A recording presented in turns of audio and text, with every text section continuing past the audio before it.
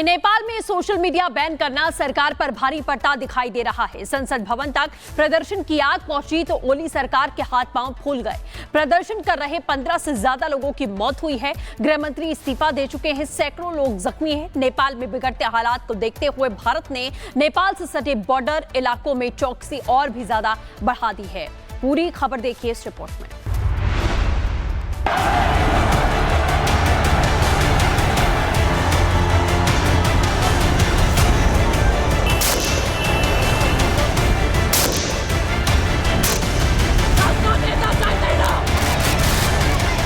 जनता जब अपने पर आती है, न प्रधानमंत्री को कुछ समझती है, न राष्ट्रपति, न संसद और न राजमहल को कुछ समझती है।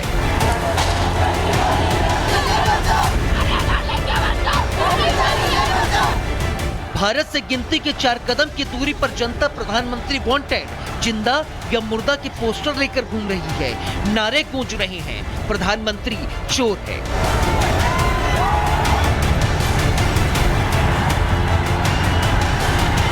जिस प्रधानमंत्री को लगता था कि रील देखने वाली पीढ़ी क्या कर लेगी, और उन्हीं बच्चों ने संसद पर धावा बोल दिया। इस पीढ़ी को जेनजी कहते हैं। लोगों को लगता है कि इस पीढ़ी को दीन दुनिया से कोई लेना देना नहीं है, ये तो बस रील में मस्त रहने वाली पीढ़ी है। इस पीढ़ी ने ओली सरकार को हिला कर रख दिया है।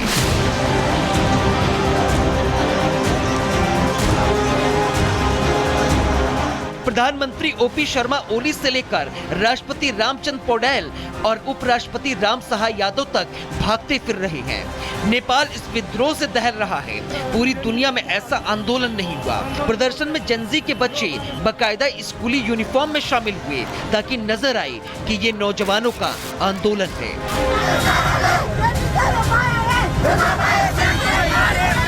इन जेनजी के बच्चों ने सोशल मीडिया चालू करने, भ्रष्टाचार बंद करने, नौकरी देने और इंटरनेट एक्सेस बहाल करने की मांग रखी। याद कर लीजिए, ये बिल्कुल उसी तरह के दृश्य हैं जो श्रीलंका के राष्ट्रपति निवास में नजर आया था या फिर बांग्लादेश के प्रधानमंत्री निवास में नजर आया था, जहां न सेना कुछ कर पाई, न पुलिस कुछ कर पाई और सरकार का तो नामो निशान ही नहीं बचा था।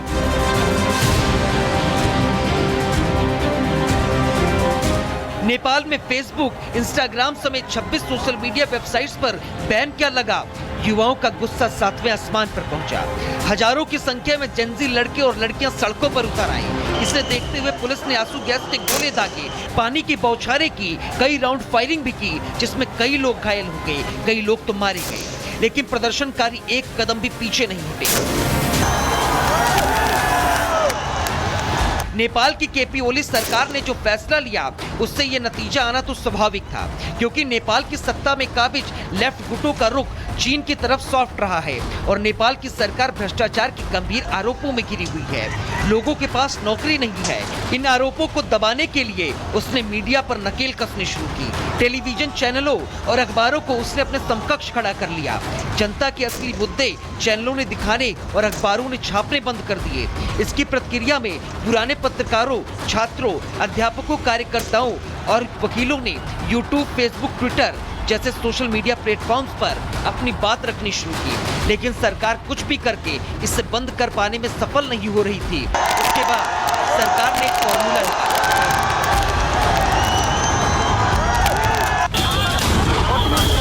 जिसके विरोध में सबसे आगे थे 20 साल से लेकर 25 साल तक के नौजवान, जिसका साथ स्कूली बच्चों ने दिया।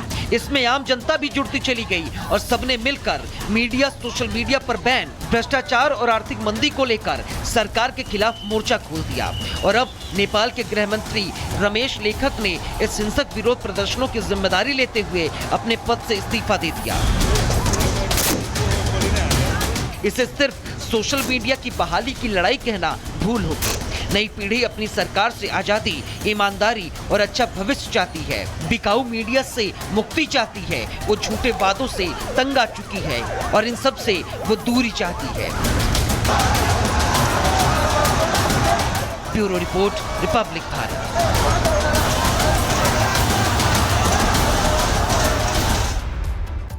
तो नेपाल की सड़कों पर सोशल मीडिया बैन को लेकर हो रहे प्रदर्शन में 19 लोगों की मौत हो गई है। संसद परिसर में घुसकर जमकर तोड़फोड़ की गई। हालात यहां तक बिगड़ गए कि काठमांडू में प्रदर्शन करने वालों को गोली मारने के आदेश ऑन द स्पॉट जारी किए गए। तो वहीं प्रदर्शन के बाद में पुलिस और सेना प्रदर्शनकारी छात्रों की तलाश में जुट गई है। नेपाल में इस समय क्या हो रहा है, आगे की स्थिति क्या है, क्या रणनीति बनाई गई है नेपाल सरकार की ओर से, सब कुछ देखिए इस खास रिपोर्ट के जरिए।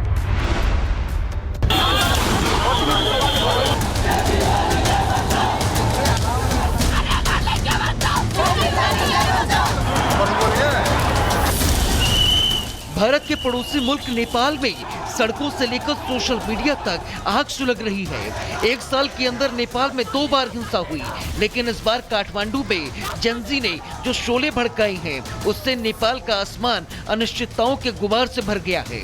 नेपाल की ओली सरकार पर खतरा मंडराने लगा है।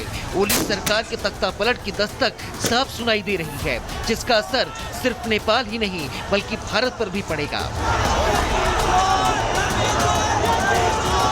लेकिन ये दंगा आखिर क्यों भड़का, पहले वो आपको बताते हैं। दरअसल अर्थव्यवस्था की खस्ता हाल होने की वजह से नेपाल में मांग वैसे ही बहुत कम है।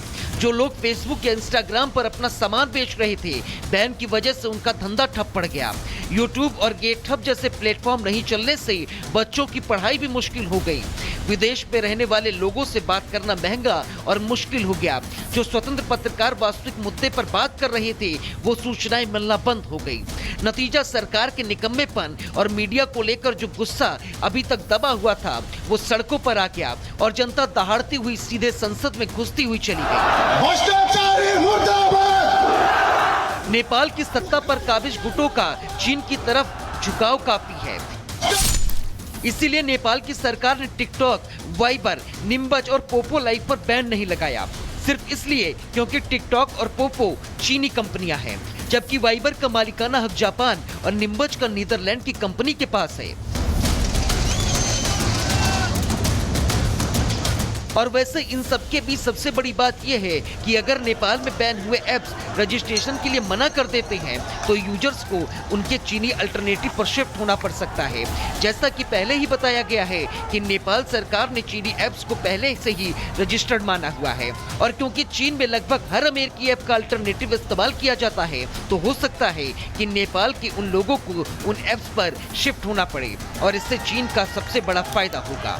हालांकि नेपाल सरकार ने चीनी ऐप टिकटॉक पर बैन नहीं लगाया और आंदोलनकारी छात्रों ने इसी का फायदा उठाया और उसी पर जमकर लाइव किया और इसी से इकट्ठा हुए।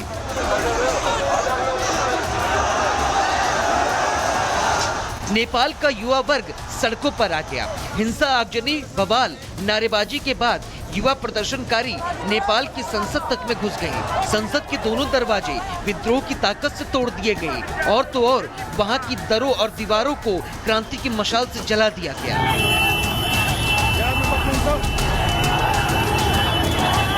वहीं चुनावी एंगल के साथ साथ नेपाल का घटनाक्रम भारत के लिए जियोपॉलिटिक्स के हिसाब से बेहद अहम है।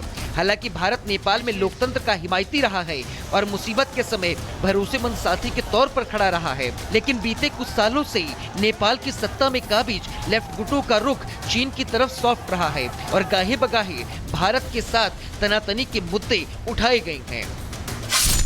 नेपाल ने नक्शा जारी कर भारत के इलाकों को अपना बताया था। काला पानी लिपुलेख में सीमा विवाद बढ़ाया था। नेपाल में एंटी इंडिया प्रदर्शनों को हवा दी जा रही है। कई बार भारत पर दबाव बनाने की कोशिश भी हो चुकी है। बावजूद इसके भारत नेपाल को अपना करीबी, अपना साझेदार मानता है। भूकंप से लेकर हर प्राकृतिक आपदा में मदद करता है। नेपाल के लिए अपने दरवाजे हमेशा खुले रखता है। लिहाजा नेपाल को न सिर्फ भारत के साथ ऐतिहासिक रिश्तों की डोर को और मजबूत करने की जरूरत है, बल्कि लोकतांत्रिक व्यवस्था को डिरेल होने से बचाने की भी दरकार है। क्योंकि जहां लोकतंत्र खत्म हुआ, वहां बर्बादी की शुरुआत हुई है। Bureau report, Republic Bharat.